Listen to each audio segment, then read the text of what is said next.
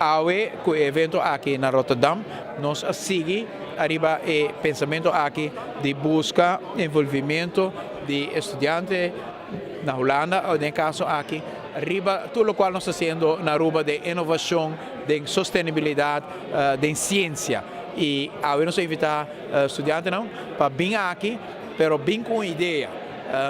ideia para Aruba. E para mira quanto de não vir com ideia, nós fazemos uma apresentação de com Leo nós estamos com diferentes aspectos de desenvolvimento sustentável e depois estudantes cada a vir com uma ideia, com uma mira, com certa parte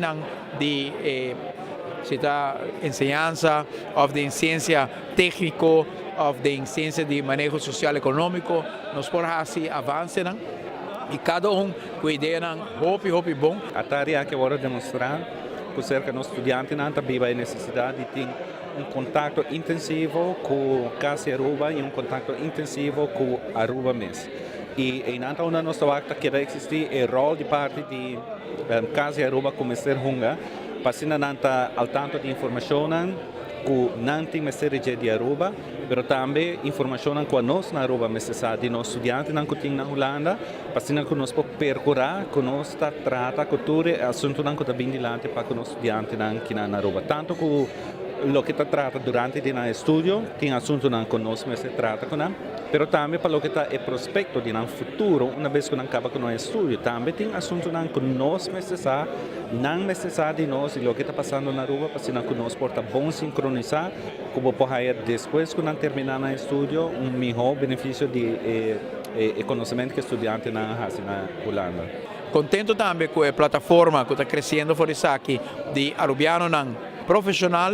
aqui na Holanda, que o Award vai quedar em contato com todo o desenvolvimento na Aruba. Vai ser a iniciativa que nós tomamos para trazer na Green Conference na Europe Meets America e a com a forma aqui de interação com os estudantes a criar realmente um interesse grande